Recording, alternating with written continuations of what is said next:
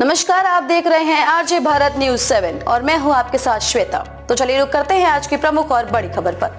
OPS का वादा, आरक्षण सीमा बढ़ाने का भी जिक्र। कांग्रेस के न्याय पत्र में 25 गारंटी। चुनाव घोषणा पत्र को अंतिम रूप देने के लिए हुई कांग्रेस कार्य समिति की बैठक के बाद मीडिया से बात करते हुए संगठन महासचिव केसी वेणुगोपाल ने कहा कि करीब 3 घंटे तक घोषणा पत्र पर चर्चा हुई है। कांग्रेस ने भारत जोड़ो न्याय यात्रा में घोषित 5 न्याय और 25 गारंटियों पर मुहर लगा दी है। कांग्रेस ने घोषणा पत्र को अंतिम रूप देने और इसे जारी करने की तिथि तय करने के लिए पार्टी अध्यक्ष को मंगलवार को अधिकृत किया। मल्लिकार्जुन खड़गे जल्द घोषणा पत्र जारी करने की तिथि का ऐलान करेंगे। घोषणा पत्र को न्याय पत्र करार देते हुए पार्टी ने कहा है कि ये देश को राह दिखाएगा।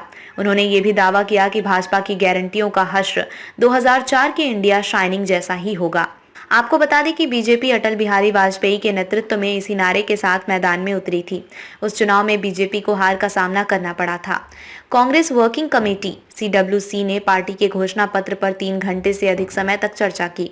इस दौरान युवाओं, महिलाओं, श्रमिकों, किसानों और समाज में हाशिए पर जो वर्ग हैं, उनके लिए 5 न्याय गारंटी के साथ हर घर तक पहुंचने का फैसला किया।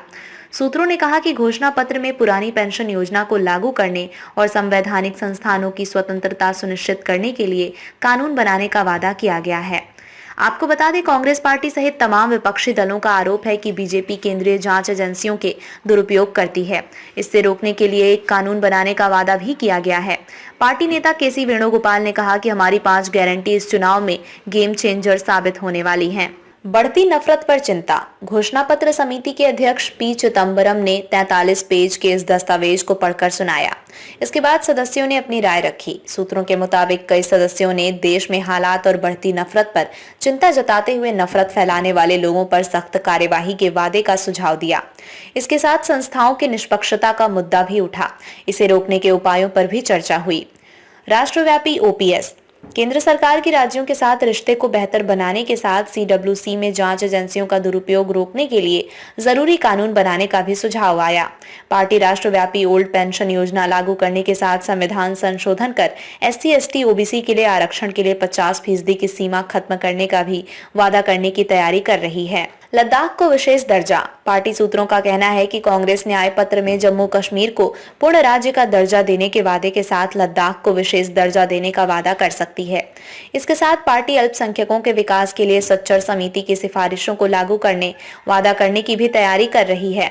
पार्टी महिलाओं को नौकरियों में 50% आरक्षण दे सकती है। सभी भाषाओं में घोषणा पत्र। वर्ष 2019 के घोषणा पत्र के अंग्रेजी से हिंदी में अनुवाद की गलती की वजह से पार्टी की काफी फजीहत हुई थी। इसलिए बैठक में पार्टी महासचिव प्रियंका गांधी वाड्रा ने ये मुद्दा उठाते हुए कहा कि अंग्रेजी से हिंदी और दूसरी क्षेत्रीय भाषाओं में अनुवाद में गलतियां नहीं होनी चाहिए। पार्टी अंग्रेजी और हिंदी के साथ लगभग सभी क्षेत्रीय भाषाओं में घोषणा पत्र जारी करेगी। पार्टी नेताओं का कहना था कि घोषणा पत्र का अनुवाद करते हुए उस वादे के बारे में लोगों को समझाना भी चाहिए।